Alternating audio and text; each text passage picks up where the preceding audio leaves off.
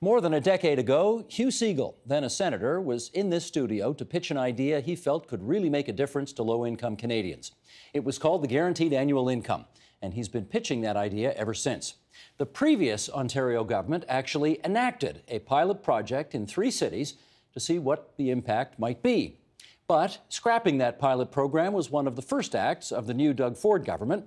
Let's see what the former Chief of Staff to Prime Minister Brian Mulroney and Ontario Premier Bill Davis thinks of it all. Here's Hugh Segal, Principal at Massey College at the U of T, and it's good to have you in that chair again. Great pleasure. A little background, if we can. How did you come to believe that a so-called basic income was a good idea to fight poverty? It began when I went to, excuse the expression, a Tory thinkers conference in Niagara Falls, Ontario in 1969, so I was 19. I was a young conservative from the University of Ottawa, and there was a very strong debate going on with Mr. Stanfield and David MacDonald and others advancing the case for why a basic income would be a much better approach than welfare. And interestingly, one of their sources was not some left-wing theologue or Karl Marx, as some of the opponents would suggest. It was a terrible left-wing extremist called Richard Milhous Nixon. Richard Nixon, the President of the United States, that very year, was developing something called the Family Benefits Program in the White House to deal with inner-city poverty in the big American cities, which was basically a guaranteed annual income to keep families together, to encourage people to work, because they knew that welfare as it existed then, and I would say as it exists now, was not working. It wasn't keeping people out of poverty, it was discouraging work, and there had to be a better way. So as a young person, when I heard those arguments, I was very impressed, and I followed the file for so many years since. Well, I was going to say, you've only been a progressive conservative for, I think, about 50 years, and it was a Liberal government, the previous Kathleen Wynne government, that asked you to study this. You did. They implemented a pilot program, I think, on the basis of many of the recommendations you made, and now a progressive conservative government has canceled it. Can you help us understand the politics at play here? So I've learned over my life never to question someone's motivation. I can disagree with their judgment. I can disagree with whether or not they used real evidence to make a decision. I think the government of Ontario faces the following challenge. They're committed to not raising taxes. They're committed to spending whatever's necessary on hallway medicine to keep that going away. They are reducing their take from beer. They're reducing the taxes on gasoline. They don't want to get rid of their employees. What happens? Premier comes in, freezes all the spending, and the first thing that happens is people say to the departments, go find loose cash. Go find money that you can put into the pot to help us deal with this crisis. So my suspicion is that when Minister MacLeod went and asked that question to her department, her deputy said, well, there is this 3-year project. We're in the middle of a year and a half. It's costing $50 million a year. You could cancel it, and then you would get your $50 million. That would be your contribution around the table. I don't know that that happened, but that's my suspicion about how it happened. I mean, you've worked deeply inside the bowels of government, so you... And I don't think Minister MacLeod is a mean-spirited or nasty person. I think she's making the wrong decision for Ontario, as is the Premier, because in every really highly expensive part of our society, healthcare, education, administration of justice, the pathologies of poverty cost us a lot more. The people who go to hospital sooner, stay in hospital longer, are poor people. If you went to the emergency ward anywhere in this province today, aside from those souls being brought in because of, God forbid, a car accident or some other trauma, those people sitting there trying to get some help for whatever their circumstances come from the lowest third of the population because they don't have any other place to go. And because of the pathologies of poverty, diet, exercise, all the things which keep people healthy longer are not part of their life because they can't afford it. Okay, those are part of the cost, but Lisa MacLeod, the minister you referenced, also said, we're going back on our commitment and not letting this pilot program go forward because at the end of the day, we just won't be able to afford to do it province-wide, regardless of what this study says and regardless of what we learn. So there's not a scintilla of actual evidence to back that up. Here's the evidence we do have. The federal MP for her riding, Pierre Poilievre, who's the federal finance critic for the Conservatives in Ottawa, asked the parliamentary budget officer to say, take this pilot project as it's now being framed and tell me, as a parliamentarian, what that would cost if it was rolled out across Canada. He has the right to do that. What's what the parliamentary budget officer is there to do? Parliamentary budget officers said it would probably be, on a national basis, to eradicate poverty, about $43 billion a year on the national account. National account is in excess of $350 billion a year. So it's less than 10%, in a sense, if you add all the crown corporations and the other.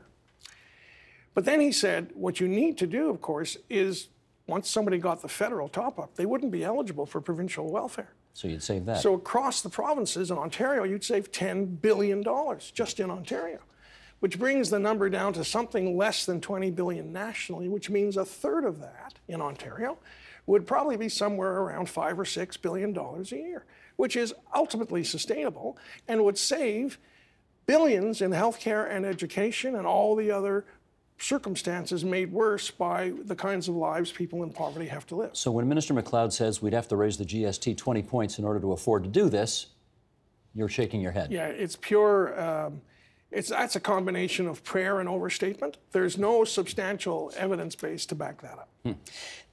Minister MacLeod also says we're not going ahead with this. So we're going back on our word, which we made during the campaign. We are canceling this. But give me 100 days and I will come up with something different and better.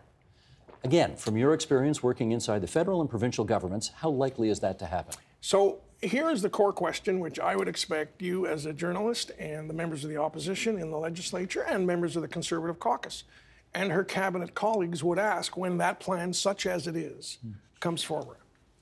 How do you know this is going to be better than what we had before? Where is the evidence? The answer is, well, there is no evidence. We're going to make the changes because that's what we can afford. So this is the old cycle, which frankly, I would say is a liberal cycle, of tinkering around the edges, a little few bucks here, a few more conditions there, but not really dealing with the fact that people need to have a basic income upon which they can build the rest of their lives, stay in the workforce. You know, the old proposition that you often hear, and I hear from my conservative friends, you know, if you pay people to do nothing, they're going to do nothing, right? And I say, well, except that in Ontario, 70% of the people beneath the poverty line have jobs. Some have more than one. But you can't get above the poverty line in some of our more expensive cities because of even the enhanced minimum wage doesn't actually get you there. So the notion that's about sitting on the couch and eating bonbons is an interesting old shibboleth from the far right. Why does it persist? Because it really does. Well, I think we inherit from the best parts of the Protestant work ethic a strong commitment to engagement and paying your own way and doing your share, all of which is good. One of the things we inherit from that is that if you're poor, it's because there's something wrong with you. There's some moral weakness. There's some lack of effort on your part. Now, that may be true in some circumstances, but it is not true for the vast majority of Canadians who live beneath the poverty line. We have a national level that's about 12%. In rural Ontario, the number is higher. It's close to 15 or 16%. And amongst our First Nations, we have third world levels of poverty, all of which produces huge difficulties. I live in Kingston, as you know, and a town I love and adore, and we have 7 prisons within 50 miles of the downtown of the city. And it's an amazing piece of moving around the numbers to understand that 75% of the guests of Her Majesty in those prisons come from the 15% of the population who live beneath the poverty line. What a coincidence. And guess what? When you're in prison in Canada, minimum cost is 60 grand a year. If it's a high security, it could be as much as 150 grand a year. They have a guaranteed annual income.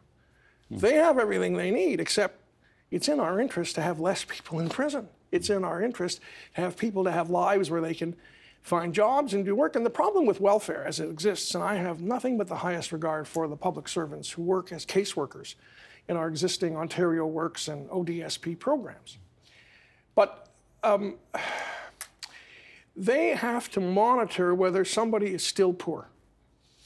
You actually have to go in once every 16 months to sit down with your caseworker and prove to them that you have zero prospects of improving your economic circumstances. So the incentives are all backwards. Well, that's right. And in fact, if you earn more than a couple $100 a month, they will tax it back at a dollar per dollar basis. So why would you find work? The way in which this particular pilot was processed was to say you'll get a top-up up to $1,300 a month, $1,300 a month, different amounts for different people. And then if you work, you get to keep 50% of what you make. So there was a real incentive to be in the workforce, because the ultimate answer, and I do believe that when Brian Mulroney said it and when McLeod says it, the best answer is a job, that is largely correct. But if you have a welfare system that discourages people from working, how is it helping? It's just trapping people in a cycle which is desperate for them and bad for us. Well, let me get your take on one of the remedies that some of the people who are upset about the fact that this program has been canceled are advancing. They've launched a class action lawsuit against the government of Ontario, saying, you committed to us. We've signed contracts saying we're in it for 3 years and you canceled it halfway through. Do you see any value in that? I think there will be value on two fronts. My understanding of a civil class action lawsuit is that, quite aside from laying out the damages and laying out the penalties and the rest, you have to name the civil defendants. Who are the people who willfully did this to you in terms of causing economic damage? So they would name, I suspect, they would name the minister and the deputy minister. They would name the premier, the secretary to the cabinet, probably the minister of finance, maybe the attorney general. They'd name a group. And the way in which those lawsuits work, once they're certified in the court, is all those people have to be prepared to, under oath, submit to examination on discovery on behalf of the lawyers for the plaintiff to say, why did you do this? What calculation did you do? What did you know about the impact upon people who had signed up because your government encouraged them to do so? Well, technically it wasn't their government. The government of Ontario at the time, fair enough. And they would all those folks, and the way in which class actions work, would have to be prepared to submit themselves to that process if the government decides to fight the class action as opposed to settle. And to be fair, a lot of class action suits are settled just on the courtroom steps, because in the end, it seemed to be a better use of people's time and resources. But what I'm hearing is this could go on forever. Well, yes and no. Judges on class action suits are impressed by plaintiff cases about urgency. And we have people now who made decisions based on the top-up in the program, where they rented a new apartment or they got help for their kids so they could go to school. They did a whole bunch of things, and they are going to be, right as of, I guess, March the 29th, they're going to be financially in some difficulty. So the notion that this is a case that deserves to be heard pretty quickly will be something I think judges will reflect on before they make decisions on scheduling. I hate to play amateur psychologist here, but I'm going to try it a little bit. You've kind of been championing this for about a half a century. And about 40 years ago in Manitoba, an experiment was put in place called Mincome, and then the government changed and it got canceled. Yes. Once again, you got close to the finish line in Ontario, where the previous government put in a pilot program, and then the government changed and it got canceled. How depressed are you right now that every time you seem to get close to actually getting into the end zone with this football, it's like Lucy and Charlie Brown and it's pulled away at the last second? So a very circumspect Premier of Ontario once taught me, when we were fighting on various issues with the enemy, winning some, losing some, he'd say, Hughie, it's not about you. And he was right. And so my view is you fight the good fight on behalf of things you believe in. Sometimes you succeed. We succeeded on the guaranteed annual income supplement for seniors back in the 70s, which had a radical impact on longevity, quality of life, without any serious increase in cost to the province, without having to add any civil servants. So that model is there.